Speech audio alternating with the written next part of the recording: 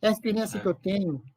Então, a pesquisa sempre ser de boa qualidade, ser impactante e consequente. A pesquisa tem que ser consequente, seja ela em termos de avanço científico, seja ela em termos de fitotecnia. Ela não pode ser repetitiva, ou seja, mais uma daquelas. Eu sei que eu estou dizendo, é um desafio muito grande, mas o esforço que devemos fazer é que não seja mais uma pesquisa que comprove que outros já viram em outras plantas. Tem que ser alguma coisa de preferência nova, inusitada, e que tenha consequências no avanço da pesquisa e tecnológica, que aí vai chegar ao grande público. Uhum. Divulgação bem importante também. Uma pergunta da Emilene Prado. Bom, ela agradece a palestra, fala que foi bastante inspiradora, e ela pede para você contar um pouquinho a história do livro Fisiologia Vegetal, né? Que você organizou. Bom, Paulo, aí é simples. Nós não tínhamos um livro de fisiologia vegetal quando essa primeira edição do livro foi publicado, desde a última edição do livro de fisiologia vegetal do Ferri, quando o Ferri ainda vivia, publicado pela IDUSP. O que tem nesses livros, quando da primeira edição do nosso, e antes dela, era a constatação irrefutável de que aquilo que estava lá, hoje, seria utilizado, mantidas as proporções e com devido respeito, em cursinhos de colégio secundário de boa qualidade. Tal nível de superação. Eu devo dizer que eu tive sorte de ter conseguido publicar essa primeira edição e depois mais 2 edições. Chegamos no ano passado, em agosto, a terceira edição. Eu tive sorte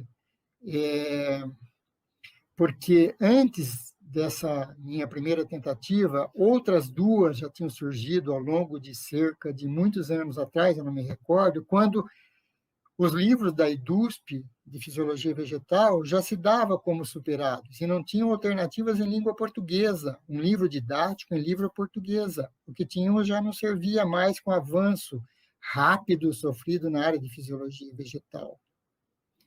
Infelizmente, essas 2 outras tentativas, surgidas em congresso, talvez em mesas de bar de fim de congresso, já com alguns copos de cerveja, que as pessoas já estão todas animadas, todo mundo se propõe a fazer, colaborar, voltam para casa e as coisas não aconteciam.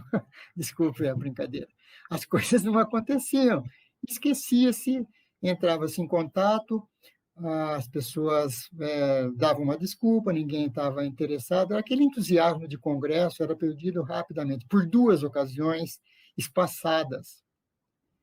Até que eu resolvi peitar pela terceira vez mais uma tentativa. E, por sorte, baseado nos erros anteriores de não fazer isso em fim de congresso, tomando cerveja, chopp e outras coisas, e algumas cachaçinhas também, deu certo. Funcionou, as pessoas votaram, foram convidadas.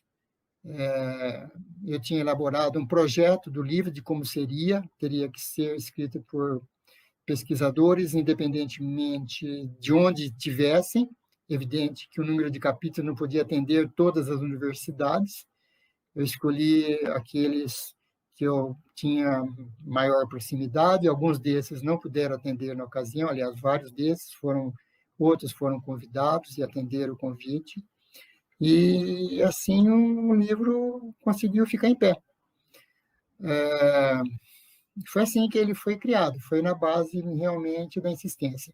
Na realidade, eu pedi aos autores na época que caprichassem, não dessem aulas mostrando os seus conhecimentos.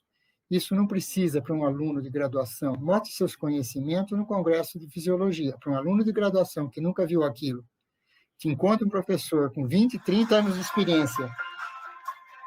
Opa, um momento só. Um momento só. E, na realidade, foi assim que aconteceu. Eu orientei, tracei como que seria cada capítulo, dando uma mínima uniformidade. Os colegas entenderam, respeitaram, e dessa vez eles escreveram. Alguns escreveram demais, outros escreveram de menos, outros deram um cunho que eu tinha pedido para que não acontecesse, que não desse força à sua área, à sua linha de pesquisa. Isso realmente prejudica muito, que não era um veículo de demonstração do seu conhecimento, que era profundo. Não era esse o objetivo. O objetivo era atender às necessidades do aluno. Bem ou mal, a gente conseguiu. Alguns mais, outros menos. Na realidade, são muitos autores, cada capítulo daquele tem no mínimo 2, alguns têm 5, 6 autores, então era uma quantidade bastante gente de pessoas envolvidas nisso. Mas, na média, foi assim que saiu o livro. No momento, olha que coincidência incrível.